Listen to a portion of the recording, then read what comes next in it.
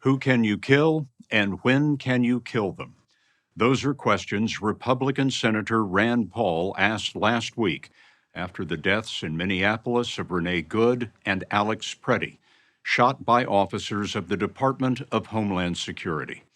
Senator Paul is chair of the Homeland Security Committee, and against the grain of many in his party, he has scheduled a public hearing on Minneapolis. Paul told us he doesn't trust the Trump administration's investigation after top officials failed to tell the truth. Homeland Security Secretary Kristi Noem said Alex Preddy was a terrorist who attacked federal officers. That led Senator Paul, Republican of Kentucky, to watch video of the killing again and again.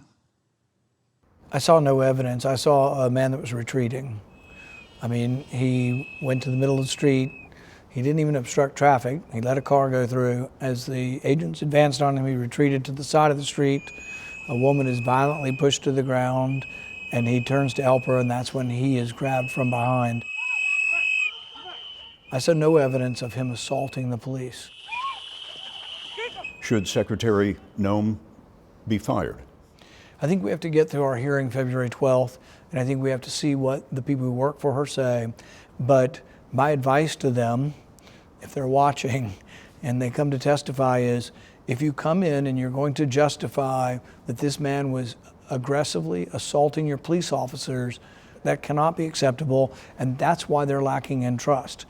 He also says he's concerned about the misstatements of others. The commander of the Border Patrol operation. This looks like a situation where an individual wanted to do maximum damage and massacre law enforcement. The FBI director didn't tell the truth about Preddy's right to carry a gun.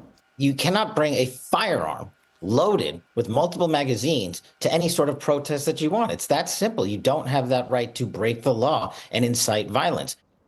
The president's advisor, Stephen Miller, called Preddy an assassin. That's a lot of people not telling the truth. It sounds like terrible judgment. I mean, terrible conclusions, incorrect conclusions, stating things that no one else believes. You can lie to your heart's content if there's no video, but the video doesn't support what they're saying. You seem to be saying trust is broken. Without question. There's been little trust in Minneapolis for a month. The city is led by Democrats and is a sanctuary city.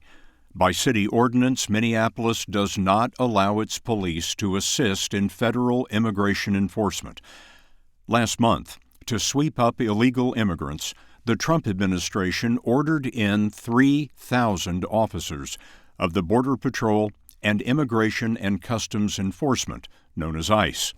It's a force 5 times larger than the Minneapolis police.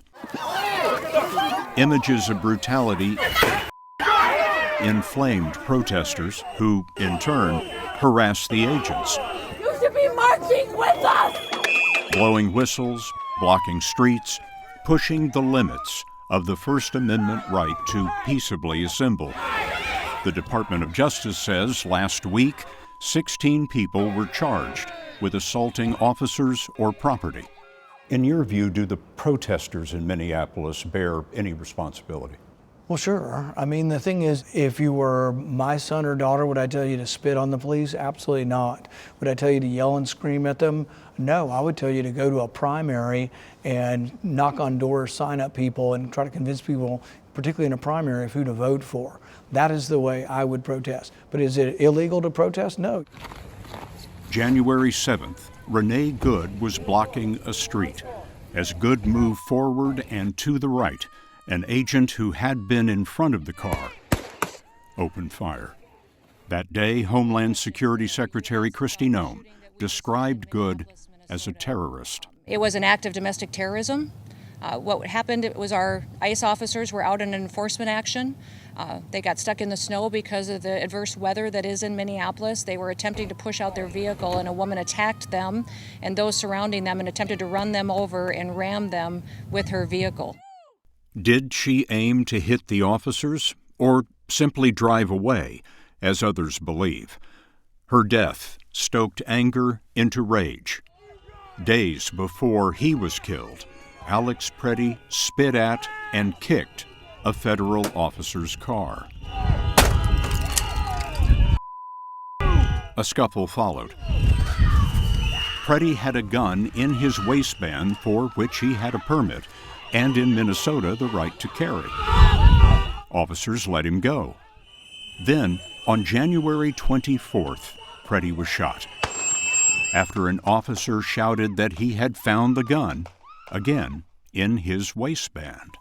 Based on what I can see in the video, there isn't a clear reason for the use of force. Sam Treppel investigated police shootings for the Justice Department. She led the federal prosecution in the death of George Floyd in 2020.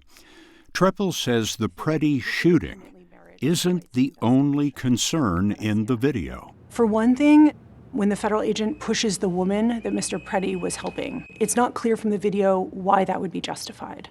There's the spraying of a chemical agent on Mr. Preddy and the woman he was trying to help. And the justification for that isn't clear either. Until she resigned last year, Treppel was a prosecutor in the Department of Justice Civil Rights Division. Traditionally, the Civil Rights Division investigates cases like these and makes the decision on whether to press charges.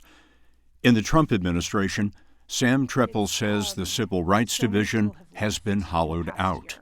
Since January of 2025, the division as a whole has lost over 75% of its career nonpartisan attorneys. The Justice Department tells us the Civil Rights Division is reviewing Preddy's death. But in the Renee Good killing, the department says there is no basis for a civil rights investigation. One of many decisions Treppel finds troubling.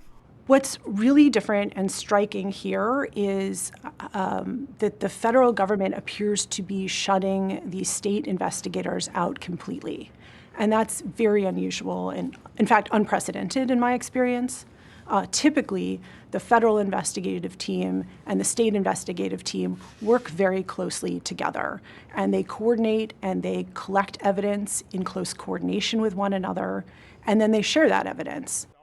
But in Minneapolis, state investigators tell us that federal agents are not sharing the evidence. What signal does it send to other federal officers and to the public if a case like this is not thoroughly and transparently investigated? I think it sends a message that federal agents are above the law, and that's a very dangerous message to be sending to them and to the public. At this moment, there's a real question in people's mind about will this incident be looked at appropriately? Daniel Altman recently retired from U.S. Customs and Border Protection, where he led more than 50 investigations into officer shootings. How unusual is this investigation? What is unusual about it is that we're not following the established protocols, and given the amount of concern from the public, there hasn't been the type of explanation that's needed. Explanation, Altman says, of the scope of the investigations and what will happen in the end. We should have a commitment from the Department of Justice that when that's concluded, regardless of what they decide, whether to indict somebody or not, that there'll be some feedback provided to the public about the decision that was made and the basis for it. What's at stake in having a transparent investigation? I think at this point, public confidence in law enforcement, certainly federal law enforcement in this country, and public confidence in our rule of law in general is at stake. Last week, the administration responded to the criticism. The leader of the Minneapolis operation was replaced by Tom Homan. Homan is the top White House official on deportations and reports to the president. Homan met with the Minneapolis mayor and Minnesota governor. About Secretary Noem's comments, she now says she was working with the best information she had at the time. We asked for interviews with Noem, Homan, and others. None was made available. Thank you all for being here. I appreciate it. Friday, Todd Blanche, number 2 at the Justice Department, called the shootings tragic. He said there is a civil rights investigation into the Preddy killing, but he also said this. I don't want to overstate what's happening. I don't want the takeaway to be that there's some massive civil rights investigation that's happening. This is what I would describe as a standard investigation by the FBI when there's circumstances like what we saw last Saturday, and that investigation, to the extent it needs to involve lawyers at the Civil Rights Division, it will involve those. Could the FBI have a credible investigation?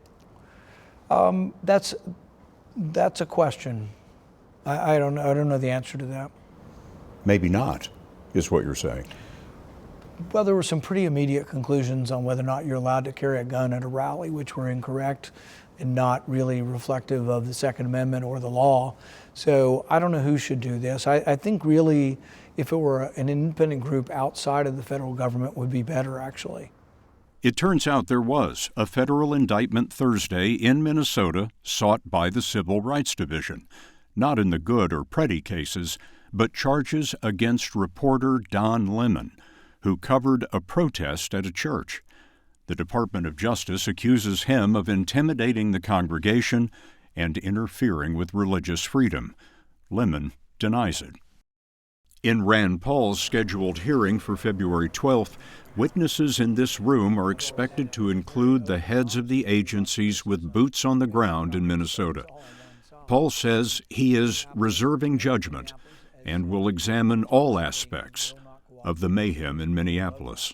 There are officers' cameras that should be released at some point in time and haven't been, but if one of them shows evidence that's different than what I'm saying, I'm perfectly willing to be, corrected. Can the American people trust the Department of Homeland Security?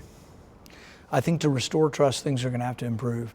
But I'm not going to say it's all on one side. I mean, Minneapolis, the mayor of Minneapolis has said explicitly he will not cooperate. That is a significant part of the problem. Republicans have been most often in lockstep with President Trump, and I wonder if you think that's beginning to fracture over these incidents. My job is always to try to ascertain the truth and try to do what's right, regardless of party. People are going to watch this and they're going to say, oh, you're cooperating with the Democrats, you're having a hearing.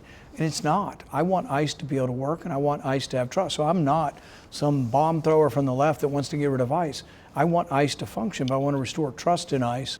The families of Renee Good and Alex Preddy are seeking the truth, and I wonder what you would say to them in this moment.